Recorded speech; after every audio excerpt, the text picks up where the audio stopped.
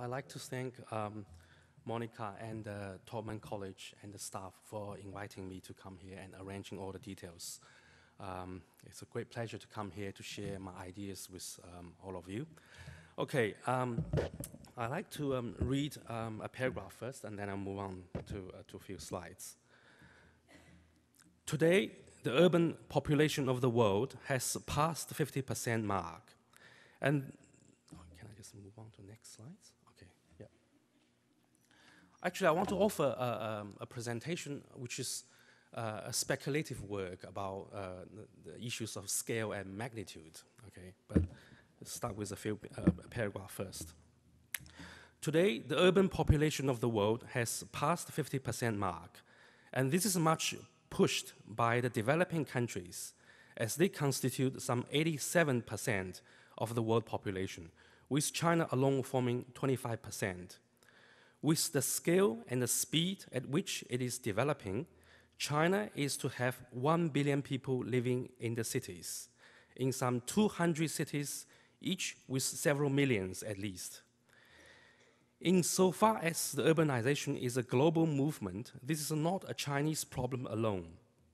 So, a great challenge we are facing today, in the developing countries at least, is to imagine and to find theories and methods to deal with such a society of scale and magnitude. This brief talk presents pieces or fragments of my ideas in search of a theory of scale and magnitude using the Chinese tradition and European and China-Europe comparisons as points of departure.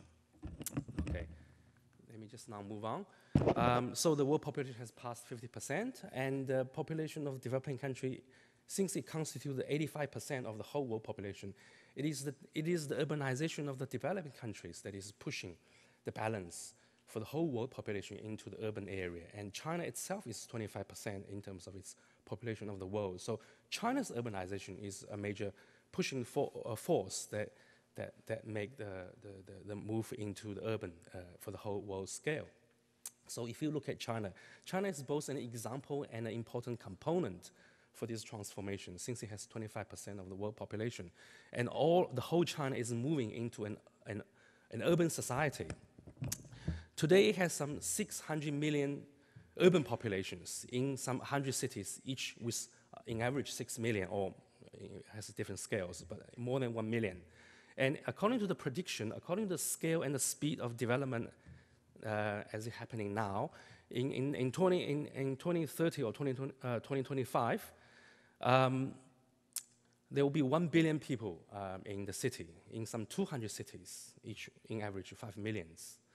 So there are many predictions, and one of the important things here is 1 billion population in the city.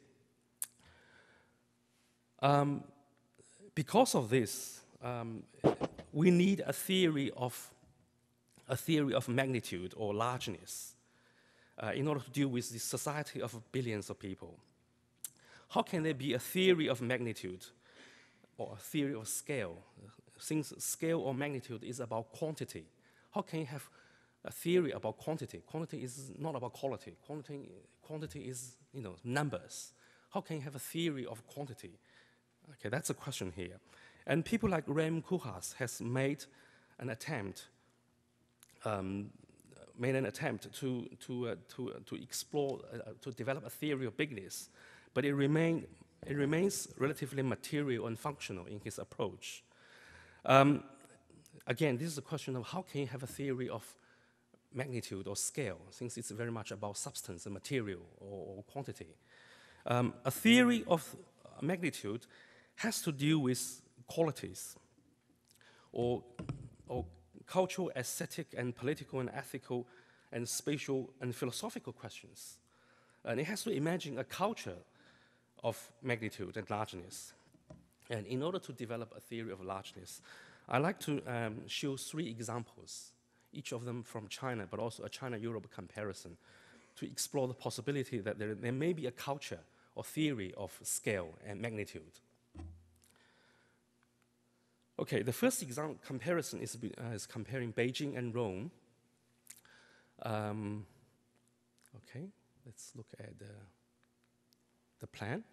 So here is Beijing and Rome to the scale. Okay, and this is Rome in the 15th century onwards, and Beijing from the 15th century onwards. So from the plan, you can say, oh, Beijing is bigger than Rome. But in what sense Beijing is bigger than Rome? And maybe the story is not that simple. Let's move on to the next. Okay, so this is Beijing, a bird's eye view of Beijing, or as you see from the central axis. And this is the view of Rome when you come down to view the city. And if we look on to the next image, this is still in Beijing. When you come down to the ground, Beijing actually looks very small. The buildings on the ground are very small. It's 1 story high.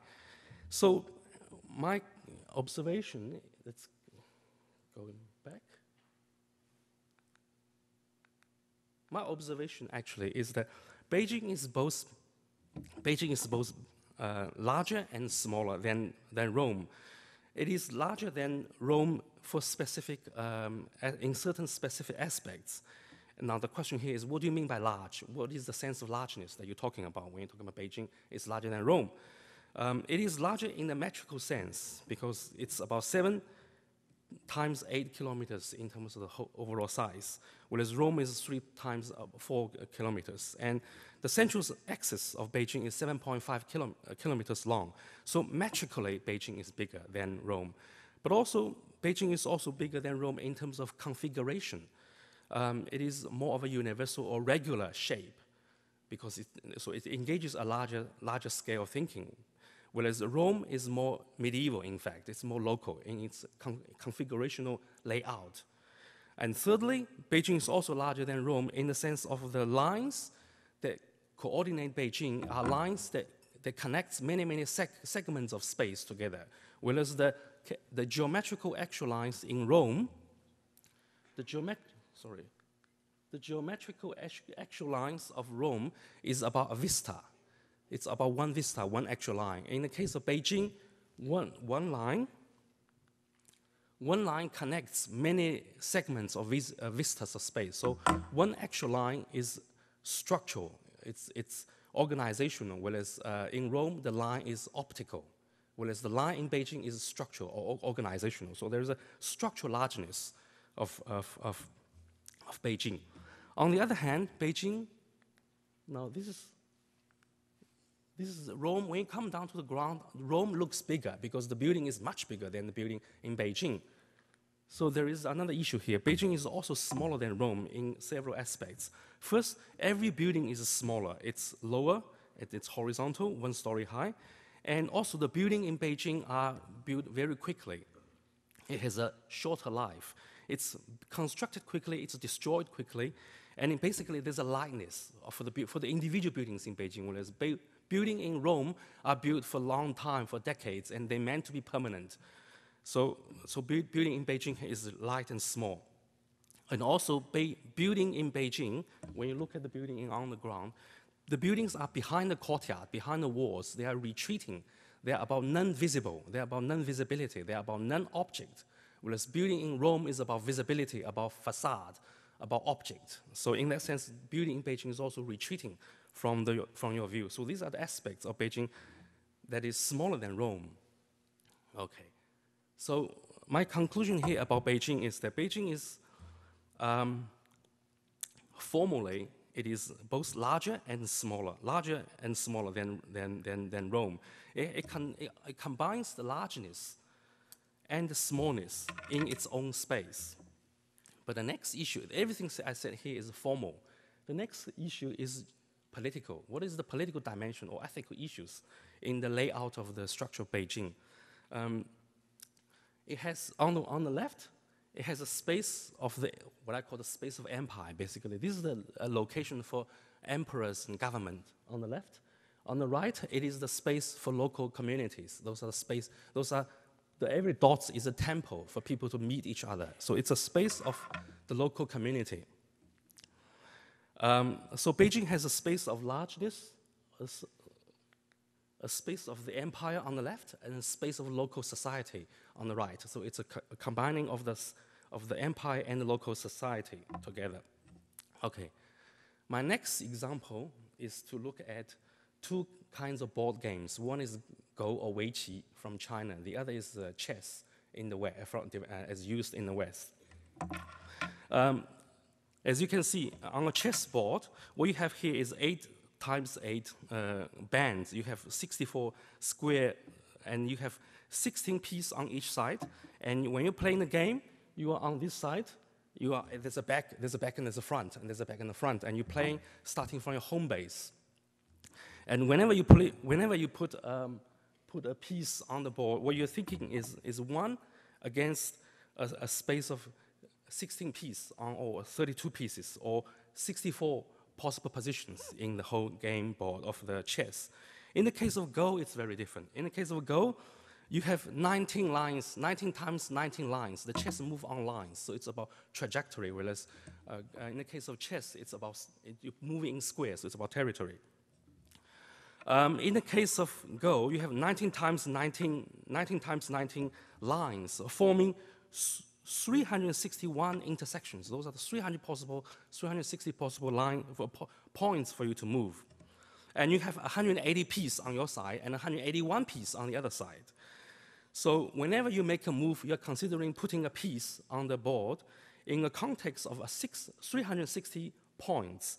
And if you're in the middle of the game, you have 90 pieces, for example, on your side, 90 pieces on the other side.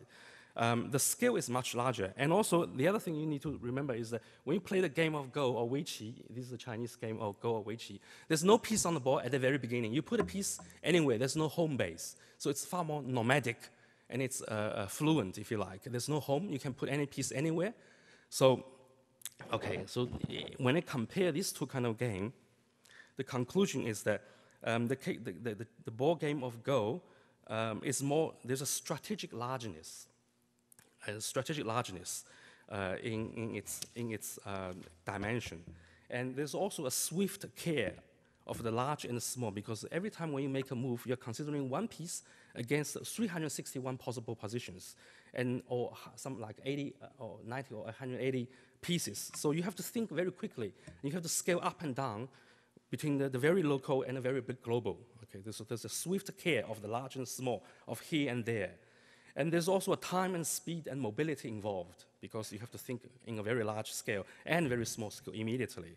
And another aspect of that is that every piece is very small, it's very light. Every piece, there's no identity here. Every piece is the same on your side or on the other side. It's all black or all white.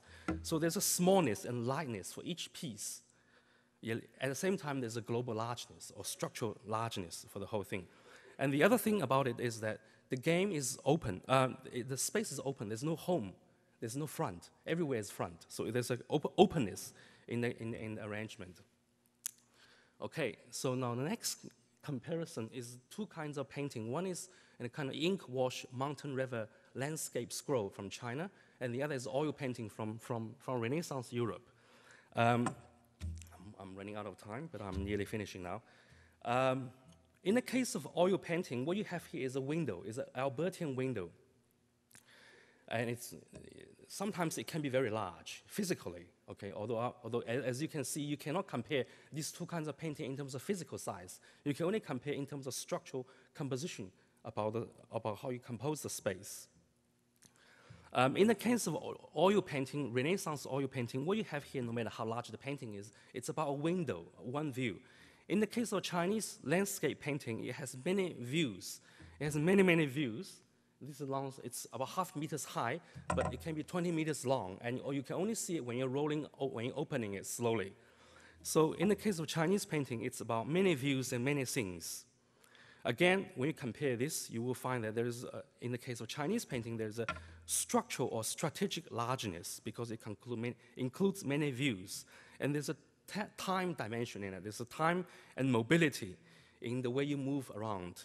You have to consider the large and the small and here and there. And there's also a smallness or lightness for each small piece, because when you move in, each paint, this is a section on the right hand is a very small section of the painting. And when you zoom in, there are a lot of small details. So there's a lightness and smallness for each detail. On the other hand, there's an openness for the whole painting, because it can go on and on. There's no end. So the whole painting is very large. Okay, let me now finish this by reading another paragraph here. So for these Chinese cases, largeness is not only metrical or configurational, but also structural and strategic. This strategic largeness includes, let me just move on to conclude. Sorry, yeah. So the largeness is not only metrical and configurational, but also structural and strategic. This strategic largeness includes a simultaneous care of large and small here and there. Such a composition includes a dimension of time and mobility in jumps of views between large and small here and there. It also includes a smallness or lightness for the local piece, for a building, for a detail, for a piece on the board, on the chessboard. This smallness and lightness for small piece is related to a focus on the large strategic layout. The ethics and aesthetics of such an approach encourage openness. The ethical political implications suggest a rationalization of the state and collectivism, and a relational coexistence of state and society, the large and the small. Now, what's the consequence today for this sort of tradition? The cultural, ethical, and political tradition of largeness may be consciously employed today to fight the challenges we face today for a society of magnitude with environmental, financial, and security turbulences at a large scale, at a global scale. Another methodological explanation. Despite the China-Europe comparison used here, my research here does not postulate an essential cultural difference between cultures, between Europe and China. My work conceives of cultures as open, live, and evolving, capable of learning from each other. Thank you.